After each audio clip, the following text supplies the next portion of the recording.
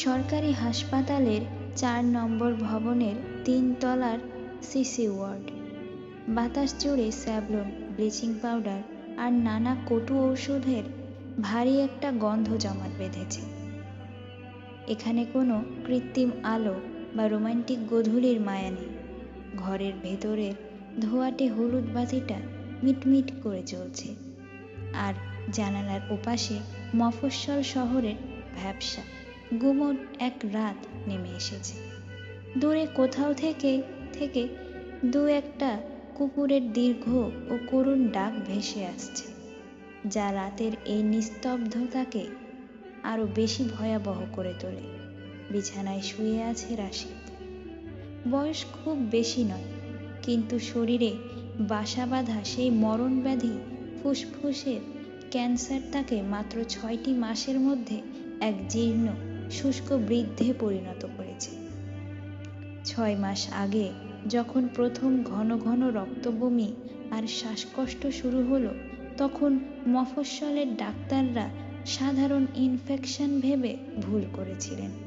কিন্তু 3 মাস আগে ঢাকার বড় হাসপাতালে পরীক্ষার পর যখন জানা গেল মরণ ব্যাধিটা শেষ পর্যায়ে পৌঁছে গেছে, ততদিনে আর করার কিছু ছিল না। গত 2 সপ্তাহ ধরে সে হাসপাতালের এই ঠান্ডা নির্জন কেবিনে মৃত্যুর সাথে লড়াই করছে। তার গালের হাড় দুটো স্পষ্ট উঁচু হয়ে উঠেছে, চোখের কোটর গভীর গর্তের মতো অন্ধকার, আর ঠোঁট দুটো তীব্র পানিশূন্যতায় শুকিয়ে চৌচির হয়ে ফেটে গেছে। প্রতিটা নিঃশ্বাসের সাথে তার বুকের পাঁজরগুলো দৃশ্যমান হয়ে উঠেছে। হাতের নখগুলো রক্তশূন্যতায় লালচে নীলচে বর্ণ ধারণ করেছে, আর সারা শরীরে এক বরফ শীতল অবশ ভাব ছড়িয়ে পড়েছে।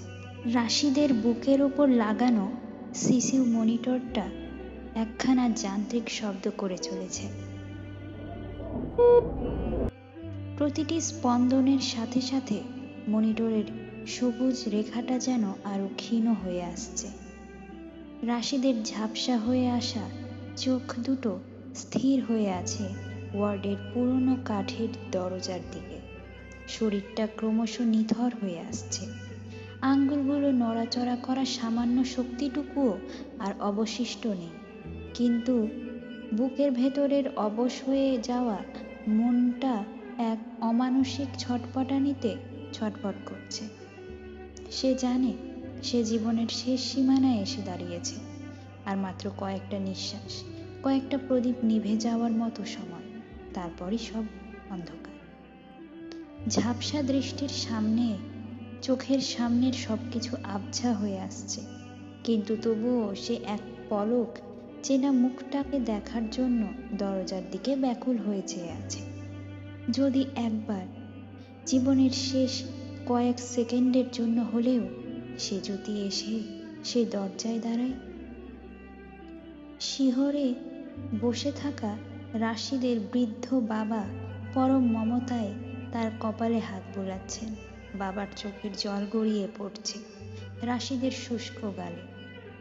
রাশিদ সেটা অনুভব করতে পারছে, কিন্তু তার অবচেতন মন কেবল দরজাতেই আটকে আছে। তার নিথর হতে চলা শরীরটা এখন এক বিন্দু ভালোবাসার জন্য, এক ফোঁটা চেনা স্পর্শের জন্য ভেতর থেকে বুক ফাটা আর্তনাদে কাঁদছে। কিন্তু মুখ ফুটে সে যদি নামটা উচ্চারণ করবে, সেই শক্তিটুকুও তার জীর্ণ ফুসফুস তাকে আর দিচ্ছে না। চোখের পাতা দুটো শিরার মতো ভারী হয়ে আসার সাথে সাথে রাশিদের ব্যাকুল মস্তিষ্ক তাকে ধীরে ধীরে টেনে নিয়ে যায় অতীতের দিনগুলো। কেবল পার্ক বা সাজানো কৃষ্ণচূড়ার তলে নয়, তাদের সম্পর্কের শুরুটা হয়েছিল মফস্বল শহরের একদম মাটির কাছাকাছি নিঃশব্দে। তপ্ত দুপুরে গ্রামের মেঠো পথের ধারে দাঁড়িয়ে থাকা সেই বিশাল বট গাছটার কথা রাশিদের স্মৃতির পাতায় ভেসে ওঠে, যেখানে দুপুরের কড়া রোদেও একটা অদ্ভুত ঠান্ডা ছায়া নেমে থাকতো, আর বাতাসে ভেসে বেড়াতো মাটির সোদা ঘ্রাণ। বাড়ির পেছনের সেই তেঁতুল তলার শুকনো পাতার ওপর বসে সেজুতির সাথে কাটানো দীর্ঘ কাঠখোট্টা দুপুরগুলো। সেজুতির কোনো রাজকন্যা ছিল না, অত্যন্ত সাধারণ এক মধ্যবিত্ত পরিবারের মেয়ে, যার পরনে থাকতো অতি সাধারণ সুতি শাড়ি, আর চুলে খাঁটি নারকেল তেলের ঘ্রাণ। আর রাশি এক নিম্ন মধ্যবিত্ত পরিবারের বেকার ছেলে, কয়েকটা ছোটখাটো টিউশনি আর একটা পুরনো ভাঙা সাইকেল ছিল তার জীবনের একমাত্র সম্বল। তাদের ভালোবাসাটা কোনো সুবাসিত ডায়েরির পাতায় লেখা ছিল না, তা গড়ে উঠেছিল জীবনের কঠোর বাস্তবতার উপর দাঁড়িয়ে। তেঁতুল তলায় বসে রাশিদ যখন নিজের ভবিষ্যতের অনিশ্চয়তা আর বেকারত্ব নিয়ে দুশ্চিন্তায় কপাল কুঁচকে ফেলত, সে যদি তখন নিঃশব্দে নিজের সুতি আঁচল দিয়ে রাশিদের কপালের ঘাম মুছে দিত। সে যদি সেই স্পর্শে কোনো কৃত্রিমতা ছিল না, ছিল এক অগাধ বিশ্বাস আর না বলা ভরসা। কিন্তু দারিদ্র আর সমাজের কঠিন প্রাচীর তাদের এই বাস্তব প্রেমকে রেহাই দেয়। সে জ্যোতির পরিবার যখন তার জন্য এক ধনী প্রবাসী পাত্রের প্রস্তাব নিয়ে আসে, তখন রাশিদের পকেটে ছিল শূন্যতা আর হাতে একটা ব্যর্থ চাকরির আবেদনের ফাইল।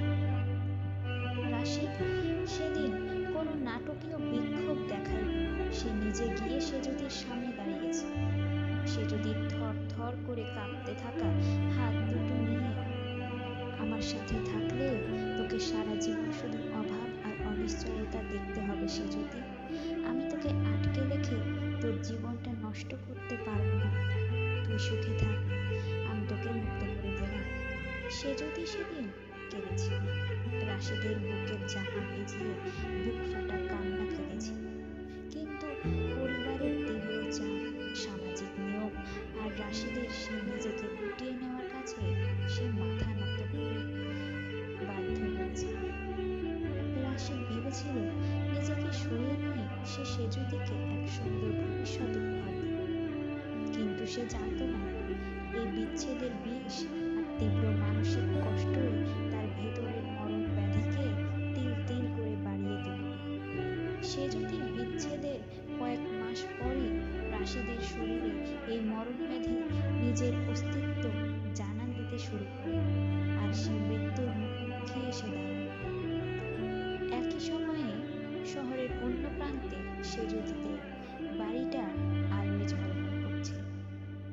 পুরো বাড়ি জুড়ে উজ্জ্বল রঙিন বাতি, আতর আর গোলাপ জলের কড়া সুবাস। উঠোনে সুসজ্জিত বিশাল প্যান্ডেল, আত্মীয় স্বজনের কোলাহল আর আনন্দের হাসির রোল। ঘরের এক কোণে বিশাল আয়নার সামনে বসে আছে সেজুতি, তার পরনে ভারী লাল বেনারসি, কপালে চন্দনের সূক্ষ্ম কাজ, হাত ভর্তি সোনা আর কাচের লাল চুল। কিন্তু সেই রাজকীয় সাজসজ্জার নিচে সেজুতি যেন এক নিষ্পন্দ জীবন্ত লাশ। তার চোখ দুটো নির্জীব ও স্থির, চোখের নিচে জমাট বাঁধা কাজল ভেজা অশ্রুতে ধুয়ে গালে কালো দাগ কেটে গেছে। কাজী সাহেব বরপক্ষকে সাথে নিয়ে ঘরের দরজার সামনে এসে বসলেন। টেবিলে রাখা হলো বিশাল এক লাল রঙের রেজিস্ট্রি খাতা।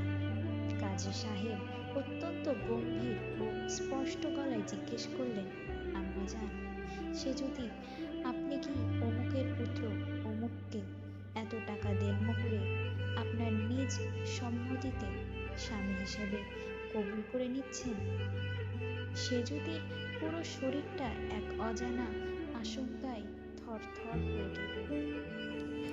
তার গলার ভেতর কান্নার একটা শক্ত দলা আটকে গেছে, যা তাকে শ্বাস নিতে দিচ্ছে না। সে কিছুতেই মুখ ফুটে শব্দটি উচ্চারণ করতে পারছে না। ঠিক একই মুহূর্তে হাসপাতালের সিসিউ কেবিনে রাশিদের মনিটরের শব্দটা হঠাৎ দ্রুত রাশিদের গলার ভেতর থেকে এক ভয়ঙ্কর যন্ত্রণাদায়ক ঘরে শব্দ করে বের হচ্ছে।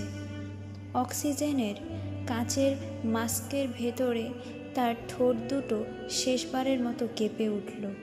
তার বরফের মতো ঠান্ডা কাঁপানো হাতটা একটু উপরে উঠে সেজুতিকে খোঁজার চেষ্টা করল। তারপর নির্জীব হয়ে আবার বিছানায় আছড়ে পড়ল। চিকিৎসক আর নার্সরা দৌড়াদৌড়ি করতে লাগলো। বুকে কৃত্রিম চাপ দেওয়া হচ্ছে, ইনজেকশন পুশ করা হচ্ছে, কিন্তু রাশিদের অবচেতন মন তখন এই হাসপাতালের সীমানা ছাড়িয়ে অনেক দূরে। রাশিদের মনের ভেতর তখন এক বুকফাটা হাহাকার। এখানে আমার জীবনের শেষ সূর্যাস্ত ঘটছে। আমার নিথর শরীরটা এক ফোঁটা ভালোবাসার জন্য কেঁদে কেঁদে বরফ হয়ে যাচ্ছে, আর তুমি হয়তো এই মুহূর্তে অন্য কারো জীবনের উৎসবে মেতে আছো। কাজী সাহেবের সামনে বসে কবুল বলে তুমি অন্য কারো হাত ধরে নতুন সংসার সাজাতে ব্যস্ত। কি নিষ্ঠুর বৈপরীত্য! রাশিদের ঝাপসা খোলা চোখের কোল বেয়ে এক ফোঁটা তপ্ত জল কান বেয়ে বালিশে মিশে গেল। তার চোখে আটকে রইল চিরন্তন সেই অপূর্ণ আকুতি। সেজুতিকে আর একটিবার চোখ ভরে দেখা হলো না। বিয়ের আসরে কাজী সাহেব একটু অধৈর্য হয়ে আবার বললেন, বলুন মা, সময় পার হয়ে যাচ্ছে, বলুন কবুল।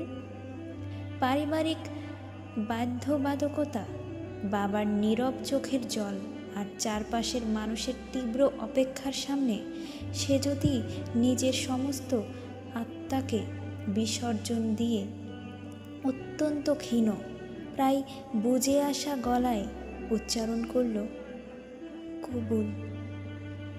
ঠিক সেই মুহূর্তে মাইলের পর মাইল দূরে সরকারি হাসপাতালের মনিটরের সেই আঁকাবাঁকা সবুজ রেখাটা হঠাৎ একদম সোজা হয়ে গেল, আর একটা দীর্ঘ একঘেয়ে ও কর্কশ সুর ঘর জুড়ে বেজে উঠল। চিকিৎসক এথেস্কোপটা রাশিদের বুকের উপর কিছুক্ষণ স্থির রেখে একটা গভীর দীর্ঘশ্বাস ফেললেন। হাতের যে ঘড়ির দিকে তাকিয়ে অত্যন্ত যান্ত্রিক কণ্ঠে বললেন, টাইম অফ ডেথ। রাত 9:42।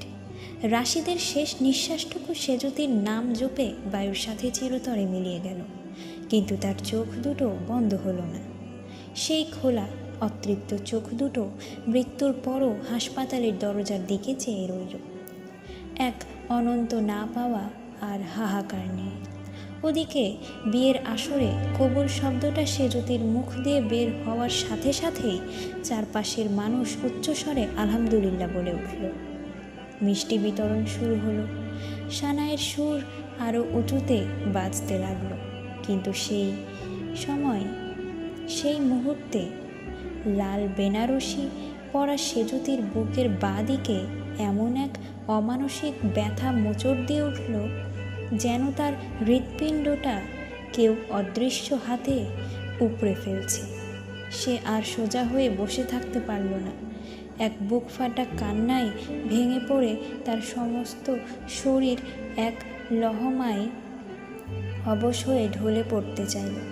সে বাঁধ ভাঙা কান্নায় এলিয়ে পড়ল পাশে দাঁড়িয়ে থাকা বোনের ওপর, যেন তার ভেতরের শেষ শক্তিকণাও উবে গেছে। চারপাশের মানুষ ভাবল এটা কোণের স্বাভাবিক ভয়, কান্না বা আবেগ, কিন্তু সে যদি ভেতরে ভেতরে টের পেল তার জীবনের সবচেয়ে মূল্যবান অংশটা ঠিক এই মুহূর্তে পৃথিবীর বুক থেকে চিরতরে মুছে গেছে। রাশিদের সেই আর্দ্র বিষণ্ণ কণ্ঠের শেষ আকুতি যেন চারপাশের উল্লাস আর সানাইয়ের শব্দের দেওয়াল ভেদ করে তার কানে এসে আঁচড়ে পড়ল, কিন্তু সেই আকুতিকে আঁকড়ে ধরার কোনো অধিকার আর তার অবশিষ্ট নেই। হাসপাতালের কেবিনে আর কোনো কোলাহল নেই। ডক্টর ও নার্সরা ফাইল গুছিয়ে চলে গেছেন। অপার্থিব নীরবতায় তলিয়ে গেছে। যে ভালোবাসা এক ফোঁটা চেনা স্পর্শের জন্য শেষ মুহূর্ত পর্যন্ত ছটফট করছিল, তা এখন অন্ধকার কেবিনের কোণে চিরতরে নিশ্চিহ্ন। অন্য পাশে বিকট শব্দে ফোটা আতশবাজির আলোয় চারপাশ আলোকিত করে সেজুতিকে অন্য একজনের গাড়িতে তুলে দেওয়া হচ্ছে।